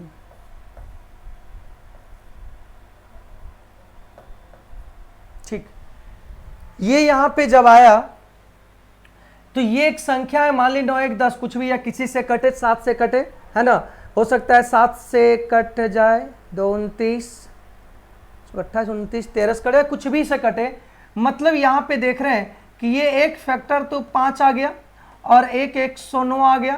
तो यहां देखा गया कि यह भी संख्या जो b होगा, यहां भी b का अभाज्य गुणनखंड हो सकता है, b का ये भी अभाज्य गुणनखंड हो सकता है। तो हम कह सकते हैं कि व्याख्या कीजिए कि ये जो दिया हुआ है ये भाज्य संख्याएं क्यों है, मतलब इसका एक अभाज्य गुणनखंड हुआ, b हम माने तो यहां पे हम लिख सकते हैं, तो इसलिए a और b को भाज्य संख्या, इसका अपना तोड़ सकते हैं, तोड़ के देख लीजिए, या तो वैसे ही पता चल गया कि यहाँ पे 2 फैक्टर आ गया, मतलब ये तो होगा ही, क्योंकि भाज्य संख्या का मतलब हुआ कि स्वयं से कटे और 1 से कटे और उसके मतलब वो दोनों के अलावा किसी और से भी कटे। तो देखिए 5 या तो 1 होगा, यहाँ कोई संख्या 1 होगा ना, स्वयं से कटेगा, 1 से कटेगा और तीसरा से कुछ कटेगा। तो a और b को भाज्य संख्या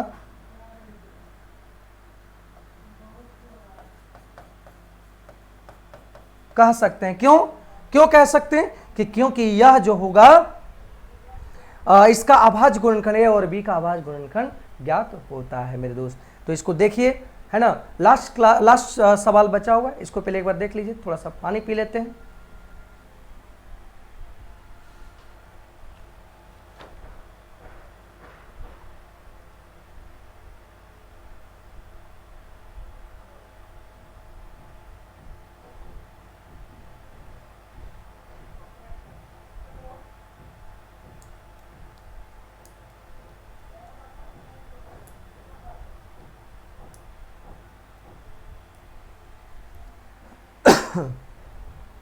चलिए देख लिए,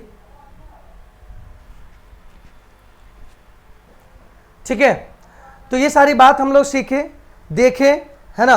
ये इसलिए भाज्य हो सकता है, ये इसलिए भाज्य होगा क्योंकि a और a जो a का वैल्यू जो है अभाज्य गुणनखंडों का गुणनफल के रूप में है, इस कारण से a भी भाज्य होगा, और यह b भी अभाज्य गुणनखंडों के गुणनफल के रूप में है, इस कारण से ये भी भाज्य होगा।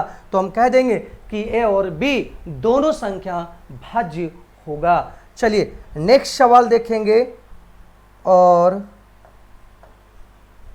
लास्ट सवाल है, इसके बारे में देखेंगे, लास्ट सवाल। चलिए देखिए, एक बार कोशिश कीजिए, पढ़िए सवाल को, क्या सवाल कहना चाह रहा है वो समझने की कोशिश कीजिए।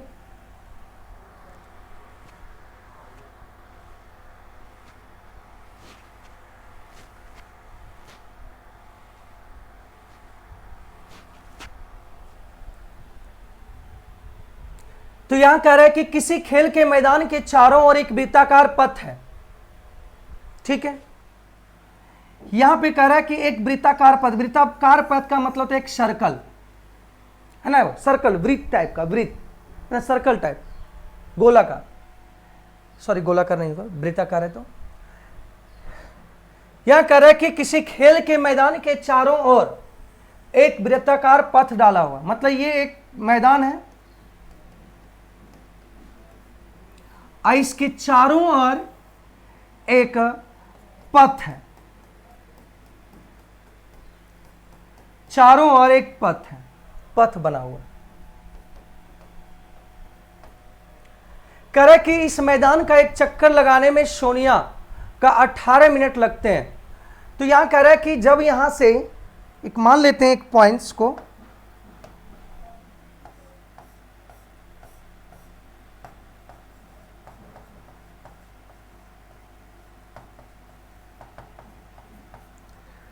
प्रारंभिक बिंदु मान लेते हैं यहां से कह रहा है कि सोनिया, अगर यहां से सोनिया निकली और सोनिया यहां से निकली और यहां से यहां फिर आने में इसको कितना समय ले लिया, ये 18 मिनट ले लेती है।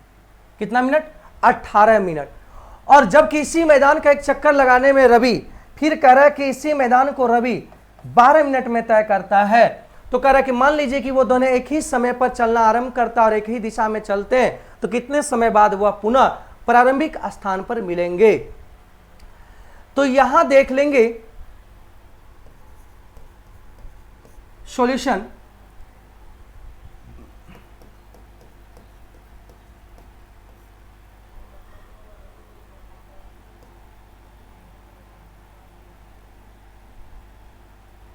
सोनिया एक चक्कर लगाने में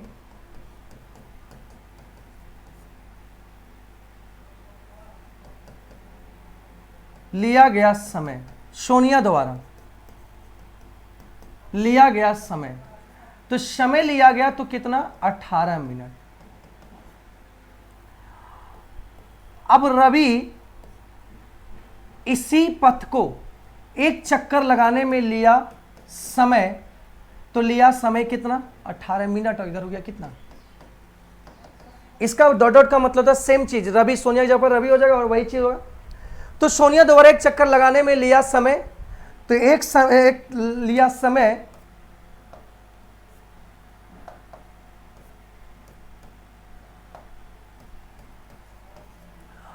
और रवि द्वारा 12 मिनट में, हमारा रवि द्वारा एक चक्कर लगाने में लिया समय 12 मिनट। अब कह रहा है कि दोनों एक ही पॉइंट से स्टार्ट किया है ना, चूंकि दोनों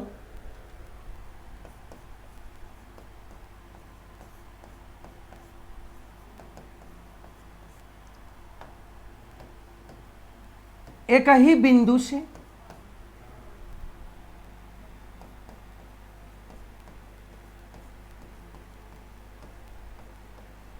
एक ही समय में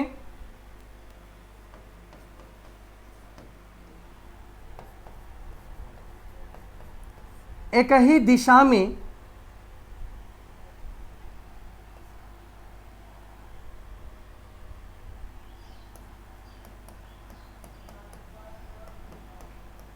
चलना प्रारंभ किया।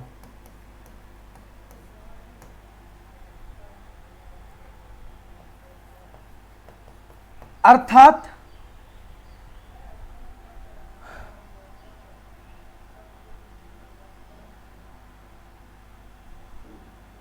वे दोनों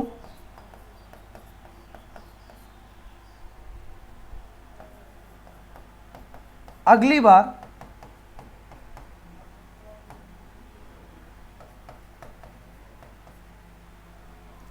एक साथ होने के लिए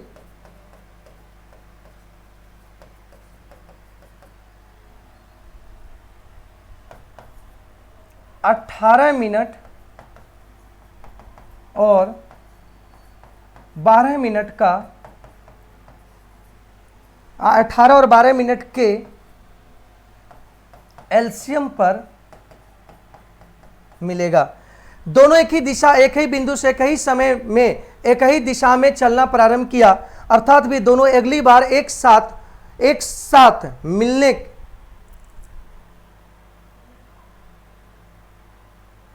एक साथ होने के लिए या एक साथ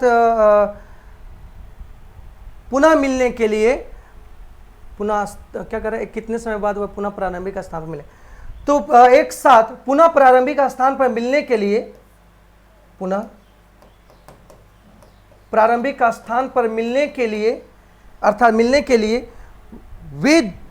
के लिए उसका एक चक्कर में मतलब एक चक्कर में लिया गया समय के एलसीएम पर मिलेगा, है ना। यहां सीधा सीधे ये समझने की कोशिश कीजिए कि अगर यहां पे सोनिया यहां से निकली और रवि भी यहां से निकला, तो जब वो एक चक्कर में ये लगाएगा 18 मिनट में एक चक्कर लगाएगा और ये रवि भी एक चक्कर लगाने में 12 मिनट लगाएगा, इसका मतलब दोनों एक ही डायरेक्शन में मिला, दोनों एक ही समय में मिलना, एक ही समय में चलना स्टार्ट किया। तो जब एक ही समय में चलना स्टार्ट किया तो रवि एक चक्कर 12 मिनट में लगा लेता है, मतलब रवि फास्ट दौड़ेगा। तो रवि जब फास्ट दौड़ेगा, रवि आगे हो जाएगा किससे, सोनिया से। कभी न कभी ऐसा होगा, ऐसा पॉइंट्स होगा कि ये तो सोनिया तो हमेशा पीछे ही रहेगी, तो सोनिया जब पीछे रहेगी तो रवि धीरे धीरे बढ़ते चल जाएगा, इससे स्पीड, क्योंकि 12 मिनट में जो कम समय में दूरी तय करेगा वो ज्यादा स्पीड चलेगा, है ना। कोई सेम डिस्टेंस को तय करने के लिए अगर कोई दो व्यक्ति है, कोई ए और बी, अगर एक कम समय लेता है, इसका मतलब उसका चाल बहुत ज्यादा है ना। तो जब ये आगे रवि निकल जाएगा, रवि निकलते हुए आगे निकलेगा, फिर और सोनिया पीछे रहेगा, फिर कभी न कभी ऐसा होगा कि रवि फिर दौड़ना स्टार्ट करेगा, तो कोई ऐसा पॉइंट होगा कि वह फिर से सोनिया को क्या कर लेगा, पकड़ लेगा, सोनिया के साथ मिल जाएगा कौन, रवि। इसका मतलब वो दोनों के एलसीएम पर मिलेगा तो 18 और 12 का एलसीएम होगा। 18 का अभाज्य गुणनखंड तोड़ेंगे तो 2 इंटू 3 और 12 का होगा 2 इंटू 3। तो इसका एलसीएम लेना है, तो इसका एलसीएम होगा, मैक्सिमम कॉमन देखेंगे तो एक यहां पे दिया हुआ है 2 और 3, और जो कॉमन नहीं होता उसको भी लिखते हैं। तो हो गया आंसर, क्या हो जाएगा, तो 3 तो 6, 6 दूनी 12, 12 तिया 36। मतलब वे दोनों अगली बार जो मिलेगा, वह दोनों जो अगली बार मिलेगा वह 36 मिनट पर मिलेगा। मतलब वो जब चलना स्टार्ट किया दोनों एक साथ, तो अगली बार वो 36 मिनट होगा, तो वो दोनों फिर एक साथ मिल जाएगा। अर्थात यही कहना चाह रहा है ये क्वेश्चन, ठीक है। तो उम्मीद करते हैं कि ये सारी बात समझ में आ गया। प्रश्नावली 1.2 एंड हो गया पूरी तरह। नेक्स्ट वीडियो में अगले कॉन्सेप्ट को लेकर आएंगे कि अगला कॉन्सेप्ट अपरिमेय संख्या और परिमेय संख्या के बारे में, जो एग्जाम के पॉइंट ऑफ व्यू से बहुत इंपॉर्टेंट टॉपिक है। और यहां से एक सवाल 2 नंबर का हमेशा पूछता है, ये सवाल कौन, बिहार बोर्ड, ठीक है। तो यहां से हम लोग देखें कि अंकगणित आधारभूत परिमेय, फंडामेंटल थ्योरम ऑफ अर्थमेटिक और अभाज्य गुणनखंड और एलसीएम और एचसीएफ निकालने का तरीका और फॉर्मूला भी इसमें, इस 3 बात पे हम लोग चर्चा किए। और ये तीनों बात पे चर्चा कर हम सॉल्यूशन भी किए और क्वेश्चंस का भी सॉल्यूशन किए। तो आगे देखते हैं, नेक्स्ट क्लास में मिलेंगे अपरिमेय और परिमेय संख्या। तो एक बार थोड़ा सा इस पे स्क्रीन पे ध्यान दीजिएगा, यहाँ study 24+ India's best learning app लिखा हुआ है। और यहाँ हमारा उद्देश्य है कि हम लोग का उद्देश्य है, जो हमारी टीम का उद्देश्य है, डिजिटल स्टडी 24 का उद्देश्य है कि डिजिटल शिक्षा के क्षेत्र में क्रांति लाना। मतलब हर बच्चों के पास स्टडी 24 का एजुकेशन पहुंचे, यही हमारा उद्देश्य है, यही हमारी टीम का उद्देश्य है। तो यहां पे अब हो जाए तैयार बिहार बोर्ड की तैयारी कर रहे विद्यार्थियों के लिए, मतलब जो भी विद्यार्थी बिहार बोर्ड की तैयारी कर रहे हैं वो अब तैयार हो जाएं। 3 अगस्त के लिए, 3 अगस्त को एक सुनहरा अवसर आप लोगों के लिए है। 3 अगस्त को स्टडी 24+ लॉन्च कर रहा है अपना वीडियो, अपना प्लान 3 अगस्त 2020 को, है ना, कोर्स अपना लॉन्च कर रहे हैं 3 अगस्त 2020 को। हमारी टीम लेकर आ रहे हैं आप लोगों के लिए सुनहरा अवसर, जो बिहार बोर्ड क्लास 10th की पूरी तैयारी, जो 3200 का कोर्स है, लेकिन इसे ऑफर हम लोग दे रहे हैं, ऑनलाइन कोर्सेज को लेकर आ रहे हैं और मात्र 799, है ना, इतना 799 रुपया में पूरा course, maths, arts paper, science paper, English, Sanskrit, Hindi, arts paper में ज्योग्राफी, इतिहास, नागरिक, है ना, साइंस में आपका फिजिक्स, केमिस्ट्री, हर सब्जेक्ट के लिए अलग अलग टीचर होंगे और बेस्ट फैकल्टी हैं स्टडी 24 के साथ, जो मेहनत करते हैं आप लोगों के लिए, 24 घंटा आप लोगों के लिए साथ है और आप लोगों के लिए सोचते हैं। तो स्टडी 24 के साथ जुड़िए और class 10th, Bihar board class 10th का एक सॉल्यूशंस को आप अच्छे तरीके से सीखें, बेस्ट फैकल्टी के साथ, बेस्ट अनुभव टीचर के साथ, बेस्ट पीडीएफ प्रोवाइड किया जाएगा, को बेस्ट सॉल्यूशन किया जाएगा बेस्ट कॉन्सेप्ट के साथ। तो मिलते हैं नेक्स्ट वीडियो पर, मैं नेक्स्ट लेक्चर के साथ। आप परिमेय संख्या और परिमेय संख्या सीखेंगे नेक्स्ट वीडियो में, नेक्स्ट लेक्चर में। तो यहाँ जय हिंद, जय भारत।